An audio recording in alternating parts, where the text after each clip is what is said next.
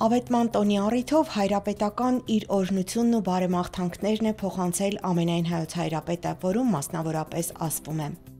Ավետման ավետարանական դրվագը մեզ փոխանցում է Փրկչի աշխարհ գալու բարի ավետիսը եւ Սուրբ Աստվածամոր խոնարհ, հնազանդ ու հավատավոր կերպարը, որը դարձել է աստվածանվիրումի երանելի վկայություն եւ բարի օրինակ ծառայել հայ կանանց համար բոլոր ժամանակներում։ Հոգենորոք այսօրը մեր եկեղեցիներում կատարվում է մայրության բերկրանքին սպասող կանանց օրհնություն, աղոթքով, որ ազգը զորանա նոր մանուկների ծնունդով, եւ մեր զավակները Աստծո օրհնության եւ իրենց ծնողների հոգացության ներքո մեծանան, հավատավոր հոգով, հայրենիած սիրով եւ դասյարակվեն ազգային ինքնության արժեքներով։ Թող Սուրբ Աստվածածինը մեր մայրերի ու քույրերի համար շարունակի լինել ներշնչանք առ Աստված, հույսի եւ ամենայն առաքինությունների, որոնցով բարեզարդված իրենց հոգացությունն ու նվիրումը բերեն ընտանիքներում եւ եկեղեցական, ազգային ու հայրենական մեր կյանքում։ Հայցում ենք Սուրբ Աստվածածնի բարեխոսությունը Միածին Որդու առջև, որպեսզի Տերը իր Սուրբ աջի հովանու ներքո խաղաղ, անխռով ու բարոր պահի ու պահպանի հայրենի մեր երկիրն ու